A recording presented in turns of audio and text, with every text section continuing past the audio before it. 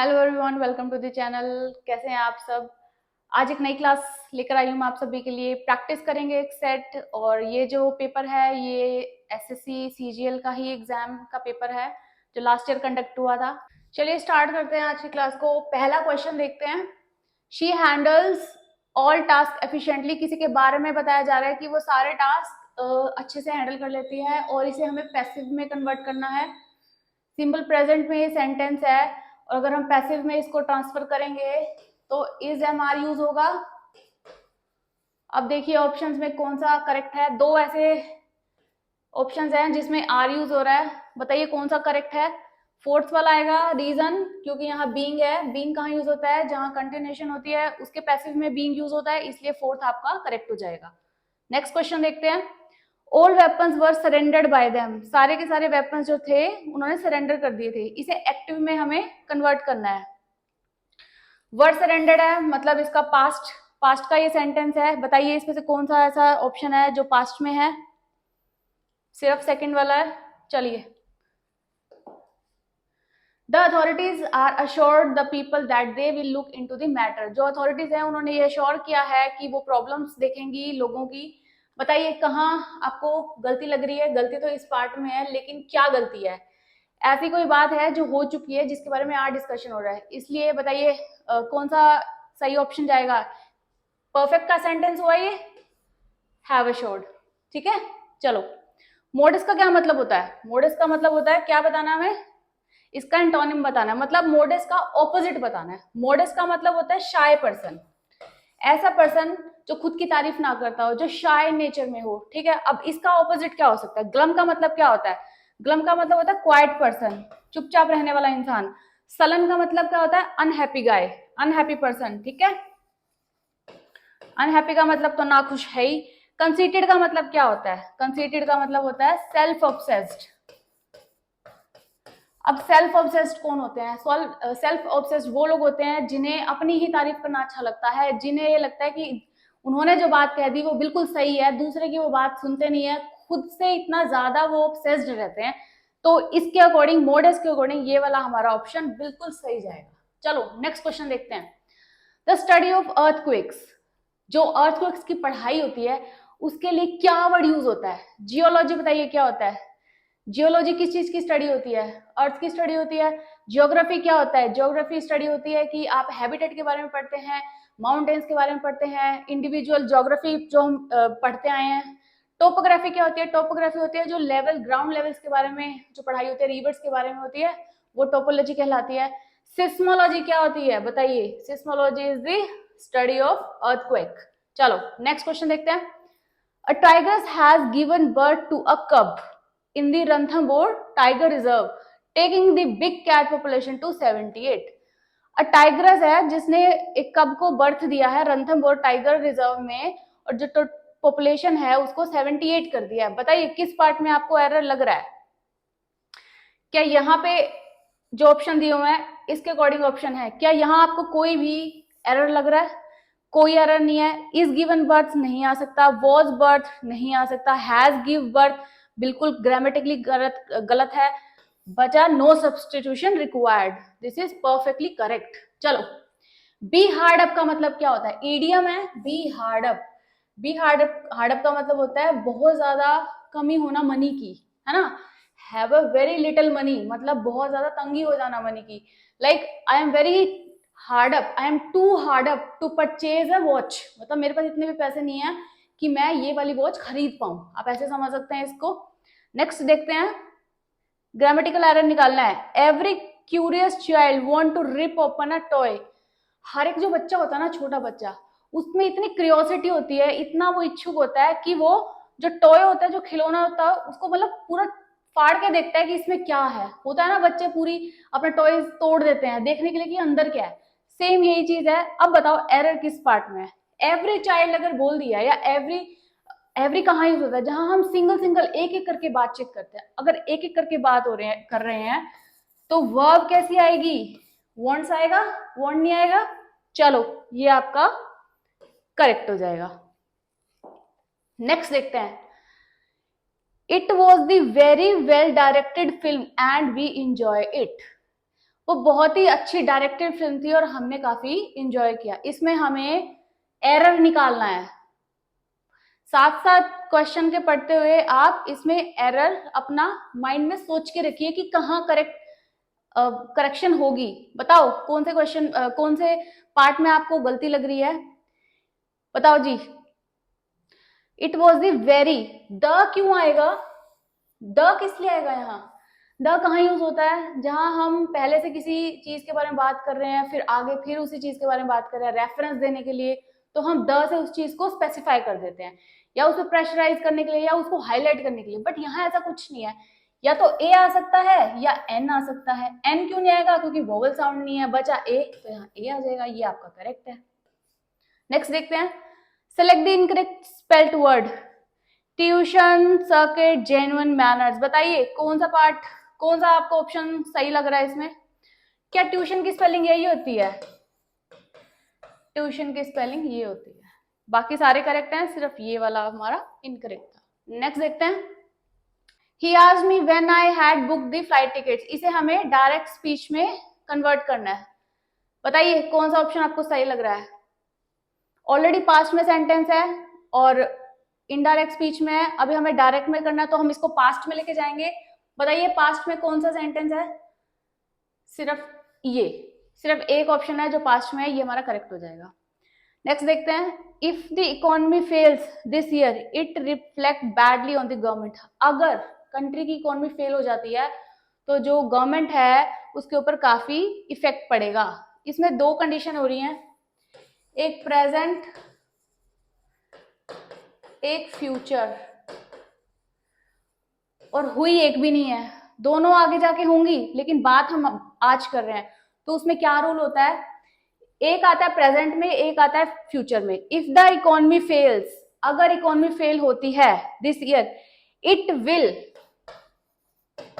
Reflect badly on the government. Simple सा rule है ये।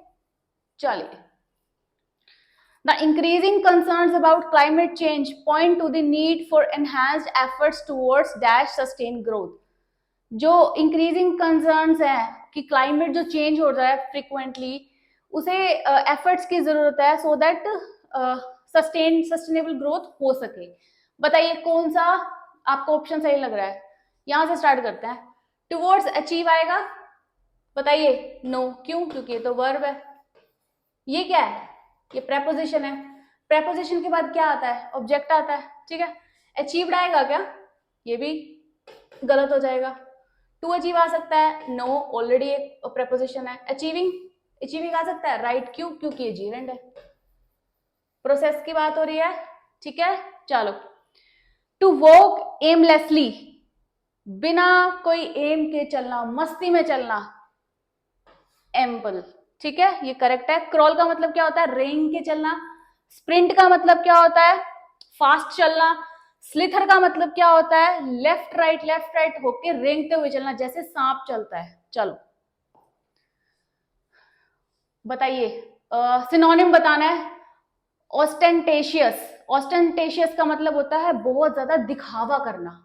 दिखावे के लिए क्या वर्ड यूज होगा, शोई।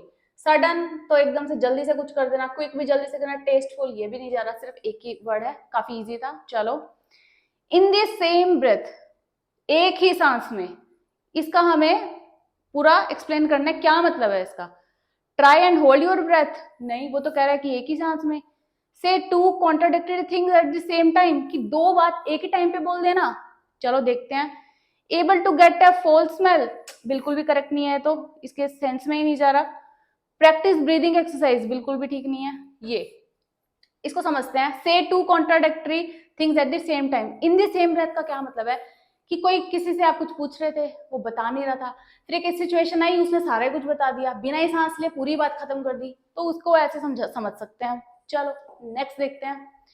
रेज का मतलब क्या होता है, बताइए, और हमें एंटोनिम बताना है। रेज का मतलब होता है डिस्ट्रॉय करना। तो अगर कोई चीज को डिस्ट्रॉय अगर वर्ड है और उसका हमें उल्टा बिल्कुल ऑपोजिट बताना है, तो क्या होगा, बिल्ड करना। बाकी पता ही है हमें, ईज का मतलब आसान, कंफर्ट का मतलब कंफर्टेबल, रूइन का मतलब फिर से डिस्ट्रॉय करना। चलो नेक्स्ट एक और देखते हैं, सिनोनिम। सिनोनिम बताना है इस वर्ड का, रिटेलिएट। रिटेलिएट का क्या मतलब होता है बताइए, और कौन सा ऑप्शन आपको सही लग रहा है? रिटेलिएट का मतलब होता है रिएक्ट करना, मतलब कोई चीज उस पर रिएक्शन देना, उसे रिटेलिएट बोलते हैं। क्लैप होता है क्लैप करना, फैसिलिटेट मतलब कोई चीज आसान करना, रोटेट मतलब कोई चीज घुमाना। तो ये आपका बिल्कुल सिनोनिम जाएगा इसके साथ। एक और देखते हैं, अवर्ट का मतलब क्या होता है?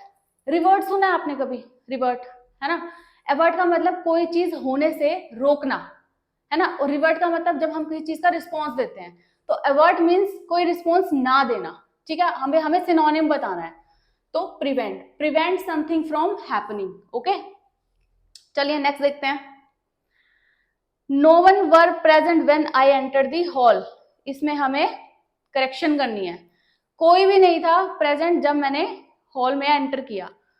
नो वन तो सिंगल के लिए होता है, सिंगुलर के लिए होता है, तो वर्ब कैसी आएगी? सिंगुलर आएगी। इस पार्ट में आपकी एरर है। चलो जी नेक्स्ट क्वेश्चन देखते हैं। कॉम्प्रिहेंशन स्टार्ट करते हैं। बिल्कुल ध्यान से आप इसको समझिएगा और देखते हैं हम कितना स्कोर कर पाएंगे इस कॉम्प्रिहेंशन में। The rise in the Irrawaddy dolphin dash in Chilika can be attributed to the eviction of dash fish enclosures. Irrawaddy dolphins जो है चिलिका लेक में, ठीक है? कहाँ है चिलिका लेक? असम में, ठीक है? Can be attributed to the eviction, मतलब जो डॉल्फिन है, अब इन ऑप्शंस पे आ जाइए। Population, clan, natives, inhabitants. बताइए क्या हुआ है? इरावदी डॉल्फिन्स की पॉपुलेशन बढ़ गई है, ठीक है? कैन बी एट्रीब्यूटेड, क्या एट्रीब्यूटेड का क्या मतलब होता है बताइए?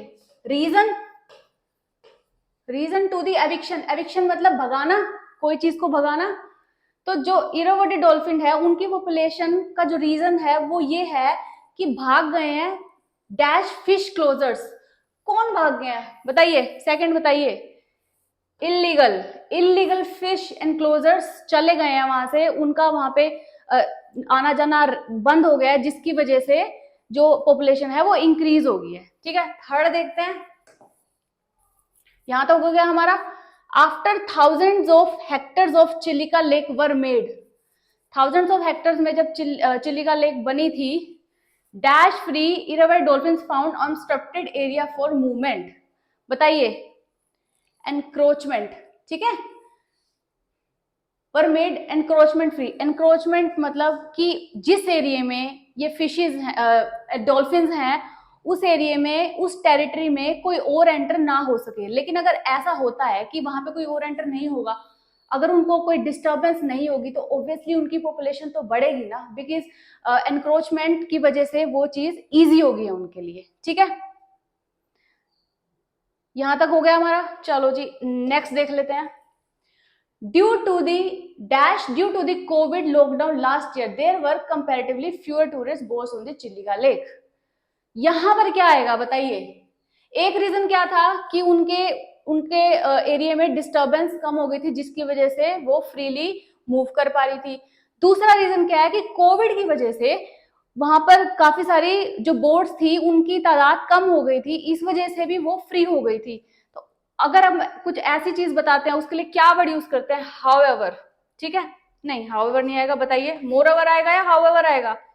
हाउएवर वहां यूज होता है जहां हम पहले कोई बात कर रहे थे और उसी के कंटिन्यूएशन में आगे भी बात कर रहे हैं, तो हम हाउएवर लगाते हैं। लेकिन अगर हम ऐसे कोई बात कर रहे हैं कि इस रीजन के अलावा एक और रीजन ये भी है, तो उसके लिए आएगा मोरओवर, ठीक है? चलो जी नेक्स्ट, लास्ट जो हमारा क्वेश्चन है वो देख लेते हैं। Fewer tourist boats on Chilika, which made it dash for dolphins to move from one part of the lake to another. बताइए क्या क्या आपको ऑप्शन सही लग रहा है इसमें? कंडक्टिव मतलब easy, which made it dash for easy हो गया उनके लिए मूव करना एक पार्ट से दूसरे पार्ट में। हर्टफुल हमें पता है। डेट्रीमेंटल का मतलब क्या होता है बताओ? डेट्रीमेंटल का मतलब, चलो इसका मीनिंग आप ढूंढ के रखिए और कमेंट बॉक्स में जरूर शेयर कीजिए इसका मीनिंग अगर आपको पता है तो। आज की क्लास हमारी यहीं खत्म होती है। Thank you for watching the class, और कुछ और टेस्ट सीरीज मैं आप सभी के लिए लेकर आऊंगी। चैनल को सब्सक्राइब जरूर कीजिए। Thank you.